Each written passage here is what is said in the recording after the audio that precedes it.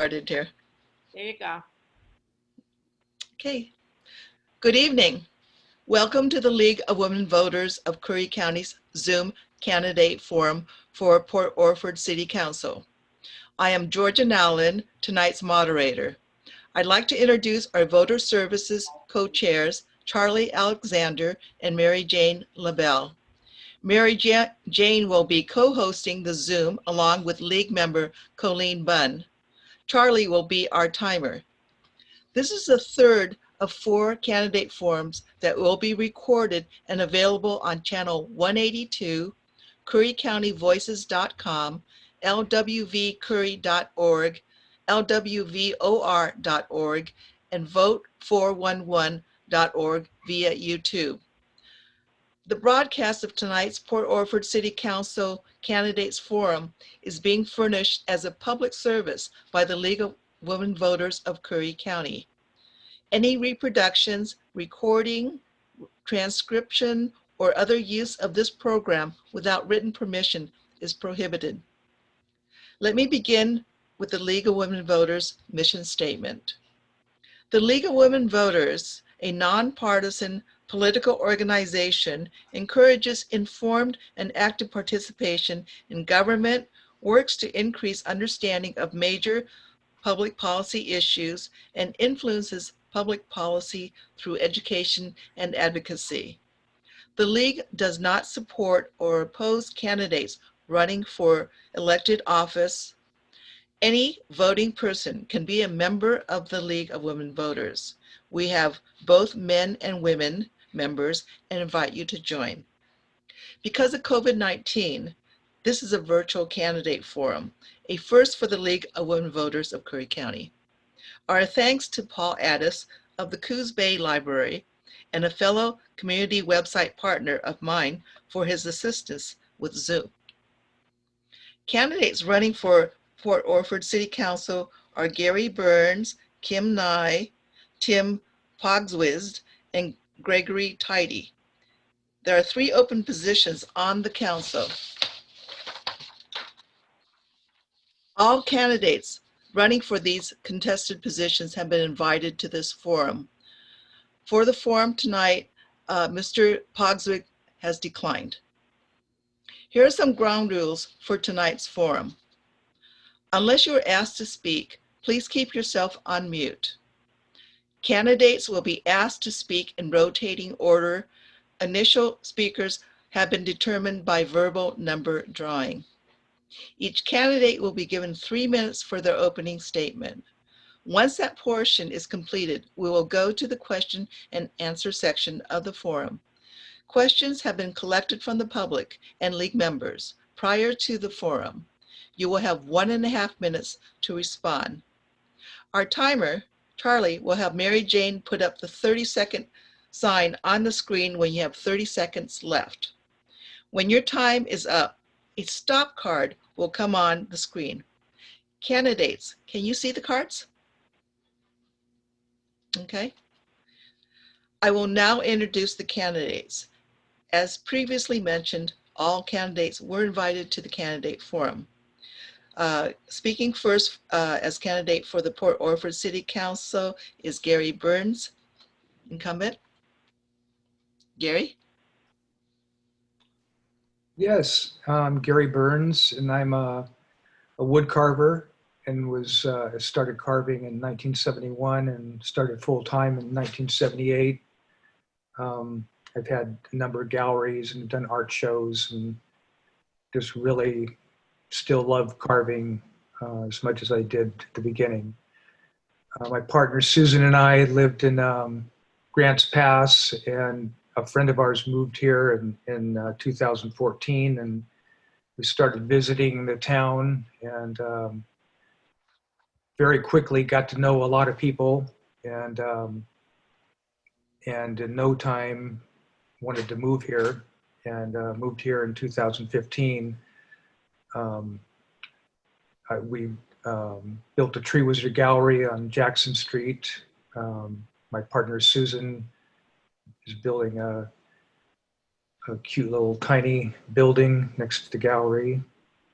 I was appointed to the council in 2019 by Mayor Podwitz and the council, and have learned a lot, and would like to serve the community for another 4 years if willing. And two of my main concerns are creating a emergency plan for the community. Like to organize all the different community resources and to try to make each citizen as prepared for any kind of emergency that we might have, which could be quite a few different kinds. And also I'd like to continue working on affordable housing, possibly creating an ADU, assisted dwelling unit ordinance, and create some affordable ordinances for building smaller homes. We really love this town, and in other communities, in another community I lived in for 20 years in the Sierras, I was assistant fire chief, and served the community in that way. And now that I'm almost 70 years old, I'm not able to do the fire department anymore. And so this is a way that I'd like to serve Port Orford and continue caring for Port Orford as much as I do. Thank you very much. Okay, thank you. All right, Mr. Tidy, your presentation. Hello, I'm Gregory Seide. I've lived in Port Orford now for 9 years. Born and raised in Phoenix, Arizona, and then left and went off into the U.S. Navy. Spent 8 years in the Navy traveling around the world to 13 countries. And once I got done, I moved around a little bit, and I always wanted to come back to the ocean. So I picked Port Orford, a sleepy little town, and I've lived here for the longest in my adult life. I have 2 sons that have went to the schooling system here in Port Orford, and I have one that's currently a junior in high school here at Pacific. And I own a business here in town. And it's fun being a part of the community. And I want to be a part of the community at more of a city level than as a personal business level. And I think I bring a little bit different aspect and thought process to Port Orford. Yeah, I really enjoy this place. It's a fun, funky little town in the middle of nowhere, and we can achieve really good things here. We have a port that seems like it's about ready to flourish, and I think we can get some tourism and everything else here in town and really make this a destination for people on I-5 and everyone else that, Grants Pass, Roseburg, making this more of a vacation town than just Port Orford. Yeah, that's me. Okay, thank you. Okay, and our third candidate here, Kim, your 3 minutes. Hi. Okay. I've lived in Port Orford 15 years, and I came here originally as a teacher. Several different things since I've been here. I currently sell real estate. I've been volunteering since I was in middle school. I was a candy strapper as a first group of AmeriCorps volunteers, and I've made up volunteer activities. I'm currently on the board of Wally's House in Gold Beach, and I recently was treasurer there, and I was on planning. I was the vice chair of the planning board for a while, and with the newspaper, I covered a lot of city council meetings, so I think I understand a lot of how the city works. I went around yesterday and I talked to some people in the community and listened to what they thought were important issues. I hope to contribute to the water system, be supportive and helpful for that always improving. And I'd like to see our scenic and natural beauty protected. But mostly I think I want to listen a lot. When I went around yesterday on my bike talking to people, they would like to see intelligent growth. So I think I'd just like to take my experience and make some good decisions in a little town that I've really enjoyed. And that's it for me. Thank you. Thank you. So now we're going to be going into the question and answer portion of the forum. Questions collected from the public and league members have been screened by the voter service co-chairs for duplications. Each candidate running for the same office will be given an opportunity to answer that question. So I'm going to go ahead and start off in order, and it's going to be a 1.5 minutes for response. So I'm going to go ahead and present the questions, and maybe I'll start off with you, Gary, and we'll go with Gregory and then Kim, just like we did in the introductions first. So the question is, what, if anything, should the city do to provide shelter, food, health care, or other services for the unhoused? Would you like me to repeat that? I think I've got that. I currently serve on the Common Good Board, and we work on bringing food into the community, and through that organization, we have a kind of a handle on a lot of people that are in need. That, as well as the new health clinic, Coast Community Health. So to me, it's a matter of networking and finding these people, and then connecting them with the services that we have available. And we have quite a few services available, and that's part of what I really enjoy about a small community, is that the networking is pretty immediate. If something goes out on Facebook that there's a need, I've seen a lot of really neat things happen, and that's my take. Okay, that was just the 30-second sign, but all right. Greg, could you answer that question, or would you like me to repeat it? I think I understand the question. I think that we have a transient, not really a considered homeless population here in Port Orford. A lot of transient, a lot of people that don't stay here for too long. And like Gary said, I couldn't reiterate more. Once we have a little group on Facebook, and man, if something gets put out there about somebody in need, it seems like it's really filled really quickly here. So I just think continuing that in the growth in the family, here in the community, I think we're doing a really good job, way better than we were 9 years ago when I first moved here.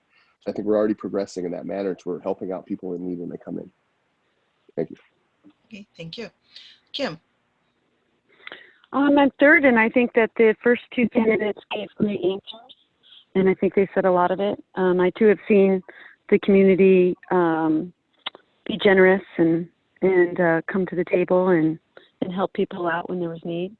I know the regulars who are always giving food out and really helpful, and I think we all just need to be kind to these people going through. We're a small community. We're not really a destination. And I think we've been helpful. I've watched the people in the community be helpful to those people in need. And that's it for me. Thank you. Okay, thank you. This next question is actually for the, it's worded for the new candidates. That would be Tidy and Nye. And I'll start with you, Kim, actually, and then have Gregory answer it next. How many city council meetings have you attended in 2020? I've just been following the minutes online.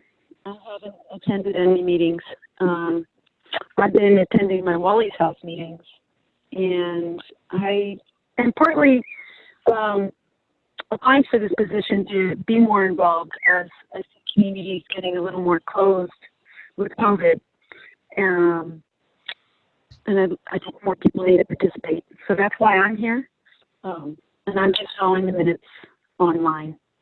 So I have not attended any council meetings in 2020, but I've probably attended, 30 or 40 city council and county commissioner meetings all together in the past. So I'm pretty familiar with how they go. That's it for me. Okay, thank you. Gregory? Myself, I know I attended, I think, the January meeting, but then everything really has gotten funky this year. I know I've stood outside once, I think in April, with Gary and Tim and everyone else. We did it outside the city hall, out on the patio, or like an impromptu meeting before we started doing the Zoom meetings. So that's really this sort of a tricky question, just because before this, I'd been to a lot of city council meetings, just because owning the business in town, and something, if something came up, I needed to be there just in case. So this year's been tricky. I've attended, like Kim said, the meetings and everything else on the minutes and follow those, but only the first meeting of the year. Okay, thank you. This question is for all candidates. So I'm actually going to have you start, Kim, and then we're going to have Gregory, and then we're going to have Gary. And the question is, do you think Port Orford has a water problem? Please explain your answer. I guess I think Port Orford has a water problem. It's had a problem since I came here in 2006. We're a very small community, probably the smallest incorporated city I can think of. So it's hard to come up with the revenue to really fix everything like it's needed. I know there's a part of town where development or water and sewer availability isn't available at this time. And that's kind of hard on the property owners. I know a lot of work was done with the water treatment plant, or it's planned to be done here soon. It seems like we have less pipe breaking than we did in the past. I know the people in the water department. I'm a big fan, and they do a great job. So I just need to be supportive in any way, vote in their support and help them out with fixing the water problem. And I think many, many communities have water problems. So this isn't something that can't be remedied for the same vote. I'm good. Okay, thank you. Okay, thank you. Gregory? If we're considering water problems, no, we're not Flint, Michigan, or anything like that. Yes, we do seem to have some problems with our water system. I have filters on my house just as a precautionary measure, because sometimes the water is a little ripe, I should say. But I live here in town. I lived here inside the city limits for the last 5.5 years. I've had city water, and I've never had a problem per se. I know there is problems here in Port Orford with loss of water and everything else, but it seems like every time we've tried to get a levy or something like that for taxes, it's always failed. So it doesn't seem like there are enough people in Port Orford think that it's a problem that we need to fix it as quickly as some others would like it to be fixed. That's it. Okay, thank you. Gary? Well, the biggest issue is the infrastructure of the delivery system. Some of the pipes, most of them are 50 years old, and there were quite a few that are much older. So the entire system is outlived its life, and the treatment plant is very old. It's treating the water just fine. The quality of the water is not an issue. It's the water loss that we have each month, which can, in the winter when our volume goes down, our loss we can lose half of the water that we treat through leakage. During the summer when we're using more water, we get less leakage just because there's less pressure on the lines because so much water is being used. So that with the money that we have available at this point, we just keep trying to repair the leaks. We just had a big leak on Jackson Street, and we repaired it, and that's the way we're going until we can get some interest in the community to raise a bond and generate more money. Thank you. Okay, this next question is going to be for the candidates, Gregory and Kim. And I'll have you start this time, Kim. And the question is, if you are elected, what will you contribute to the city council?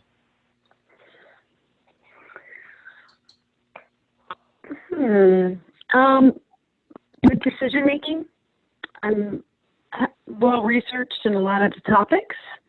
I consider myself a great communicator, good listener, but I'd like to also research some of the issues. I saw in planning I wasn't always quite prepared for what came up. And I think a lot of research, thinking for yourself, talking to the community is all part of making good decisions. I'm in business where people seek me out, they ask me questions, so I get to be part of that conversation a lot. And I have a lot of experience with volunteering and working with other volunteers. So I think that's what I'll bring. Thank you. Okay, thank you. Gregory. Can you ask just one more time, just real quick, what the question was? Sure. If you are elected, what will you contribute to the city council? I think as a business owner here in town, trying to grow business here in town for what we have available on Front Street. There's a ton of open businesses that's been sitting idle for a while, and I would love to see some of those actually full of some sort of business. And I think we can bring that with a little bit more travel and everything else, especially in the summertime. This COVID this year has really screwed up a lot of stuff for everyone, but I think we can rebound from that next year and move forward and really try to hit Port Orford more as a destination place. And I think that would be a good thing. I also think that I've just been part of the community, and a lot of people know me here in town and see me ride my bicycle around town every single day. And anyone can come and approach me, and everyone knows that. So I think that I bring that. I'm a part of the community. I'm the commander of the American Legion here in town, and I think it'd just be. I've been wanting to do this the last two elections. I've got fourth place the last two elections, so I'm ready to get third place or better this time. Okay, thank you. All right. Again, this question is for all you, and I'm just going to go ahead and have you, Gary, answer, and then Kim, and then Greg. The question is, do you think Port Orford should enact an off-street parking ordinance that covers new development? We've had quite a few issues with off-street parking, and there's situations where off-street parking is really not an issue at all. It doesn't bother anyone. Our ordinances currently are complaint-based, and I kind of feel like that's the way Port Orford's been all these years, and that's why we all kind of enjoy living here. If we had a code enforcement officer coming through, we have a lot of people having to move out because they wouldn't be able to fix their places. And so I'm a proponent to, if it's not bothering somebody, to let it be. But when people are parking in places that are bothering or are unsafe, then we need to address those immediately. And that's the kind of the way that we work. And there's enforcement of all codes is a very tricky situation that we work with all the time. Okay, thank you. Kim.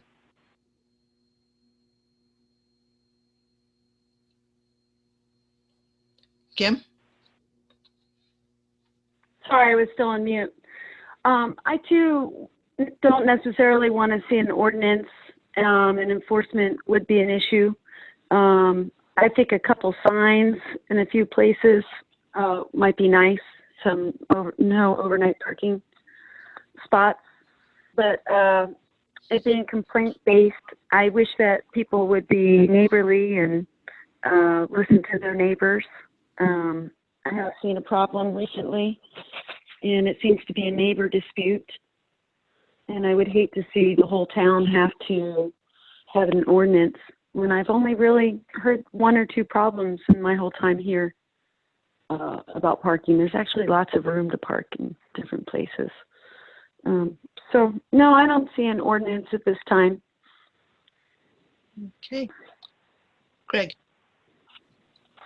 Well, I've actually dealt with somebody here in town owning a business and having my customers park in front of their place, and we've had a couple discussions with the homeowner, and I've let them know that my customers are in and out in five minutes or less, and they're trying not to be on 101. They're trying, but they're so I think, like you said, we try to be a community here. And it is maybe with one or two people that are having problems with certain things. And I think it's just like Kim and Gary both said, reaching out to your counselors and everything else, and letting them know what the problems are, and then we can talk to the business owners or the property owners and try to be a community and neighborly instead of in some sort of law enforcement involved would be my option. Okay, thank you. All right, for the next question, let's go ahead and have, I'm going to have you start, Greg, and then Gary, and then Kim. So the next question is, how is the city planning for post-disaster resiliency, fire, earthquake, major storms? How is the city preparing for that? I mean, Planning. planning. Post-disaster. I think, we're planning in a sense that we've always been planning. When the tsunami sirens go off, just the other day, the tsunami siren here in town went off for, I think, about 10 revolutions, and I for a second merely thought, but it was just something here in town, an accident happened. But Let me clarify. This is for go ahead. post-disaster resiliency. Post-disaster.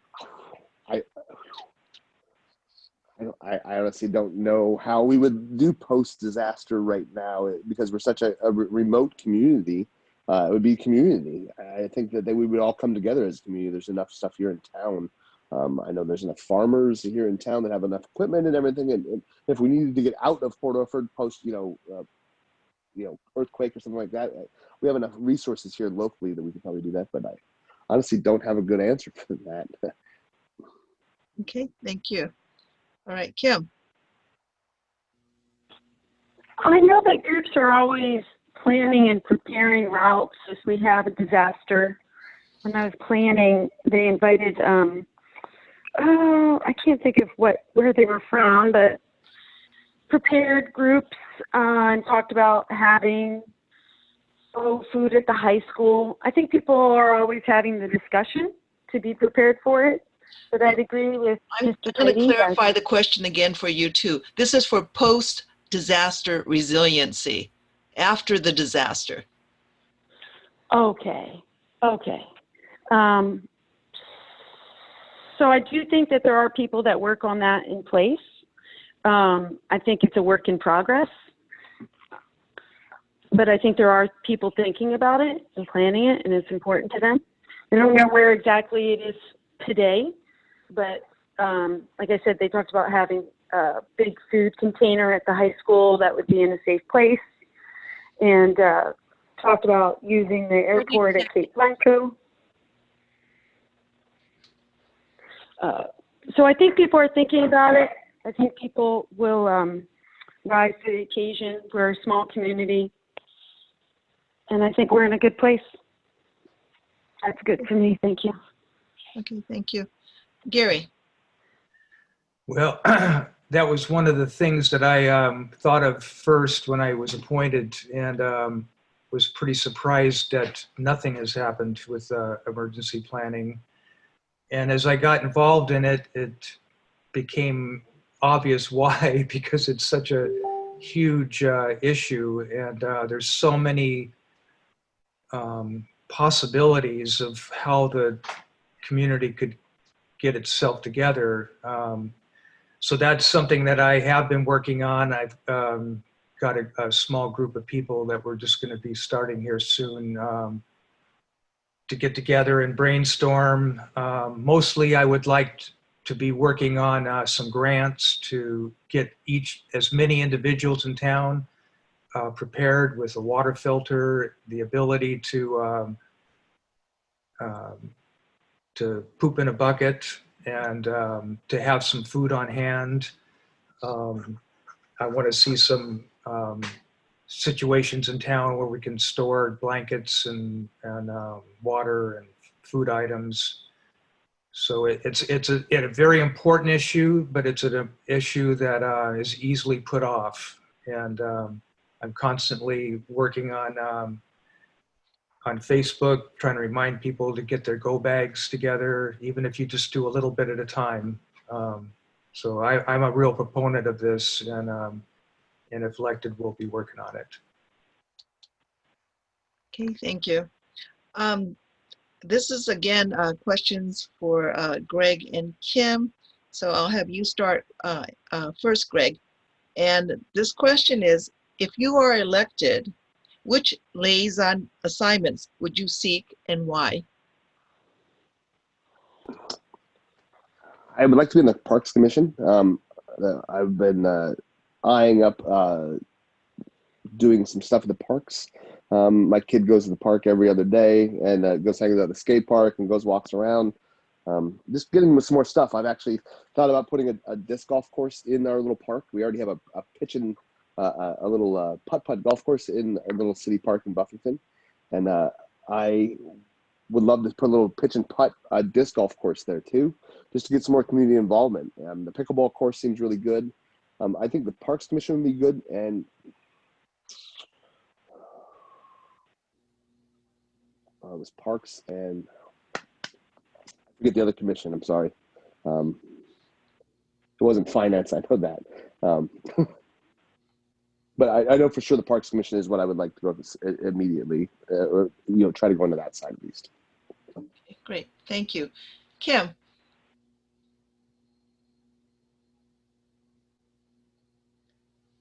Kim, I think you're still on mute. Yep, I'm still on mute. I'm not sure where I would go. I think I would just follow where there was a need. I'm not real familiar with this piece. I've been on planning, and I'm pretty familiar with the Historical Society, but I would just leave it to where there's a need. Oh. Thanks. Thank you. So I'm going to go ahead and probably have Greg, why don't you answer this question first, and then Gary, and then Kim. And the question is, briefly, what are the top 3 issues that the City Council should take on next year and why? I would like to do the affordable housing, number 1. There's really nothing to rent here in Port Orford. It's all Airbnbs. The emergency preparedness that Gary had talked about also, that would be something that would be really needs to get finalized. Those 2 for sure. And then obviously just trying to maybe get a grant for the water system, maybe. That would be something I would try to work towards too. That's my 3. Okay, thank you. Gary. Yeah, I feel emergency preparedness and planning, affordable housing, and working on some different ideas for bringing some business into town. Since the COVID has affected us so much, there could be some ways that we can promote Port Orford in other ways. And so I feel that we need to be open to that. And thank you. Okay, thank you. Kim. I'd agree that we need to keep working forward on helping to solve some of the city water issues. And I think that it's on everybody's mind how to serve the transient homeless population. And then I'm interested in protecting the scenic and natural beauty from my time on the Planning Commission. And I've been talking to other people, and they would like to see that too. I think that's part of smart growth for Port Orford. And that's it for me. Thanks. Okay, thank you. So for the next question, I'm going to have you go first, Kim, and then we're going to go ahead and have Gary and then Greg. So the question is, How should the city council deal with violations of city ordinances, such as those for building permits, burning, and dark sky? Well, dark sky, I think the majority of it would take care of itself. A lot of citizens would like to just nicely knock on their neighbor's door and mention it to them. There's a closet full of light shields. And I think that before we work on enforcement, we wanted to try and do it through letter writing and just neighborly asking. We thought it would be more effective. Can you repeat the question for me? Sure. How should the city council deal with violations of city ordinances, such as those for building permits, burning, and dark sky? Yeah, I think burning already that they deal with through the fire department and tickets. They seem to do pretty well with that. There was one more. I'm sorry. It's kind of a three-part question. And dealing with violations. I do think that there does come a time. 30 seconds. I do think there does come a time where it could be helpful for someone else to knock on a door, like perhaps a city councilor or just a citizen. Or at some point, if we could ask the police officer if it was something that was dangerous and serious. I would like to see some enforcement sometimes, but I haven't seen too many instances where it needs to be done. Time's up. That's it. Okay, thank you. All right, Gary. Like we touched on earlier, I think enforcement is a tricky deal. When there's complaints, then we do have ordinances and mechanisms. But in the end, no counselor in the past, in Port Orford's past, has wanted to kick a person out of their home because they couldn't come up to bring their buildings up to code. And so that's a lot of the reason why there's places that there are in town, because the people can't afford to fix them. And it's just an ongoing problem. And we try to have people that are concerned and complain, then we just try to work out each problem as it comes, using the ordinances as much as we can. We can put a lien on somebody's home, and then it gets down to if that doesn't get paid, then they could be on the street, and none of us feel like we need any more homeless people. So it's not as easy as it seems once you're in the council and you see some of these things, and you going in, you think that it's going to be a lot easier than it actually is. Thank you. Thank you. Greg. Well, I think like previously, it's hard being third in this because the two candidates previously really say exactly what you think.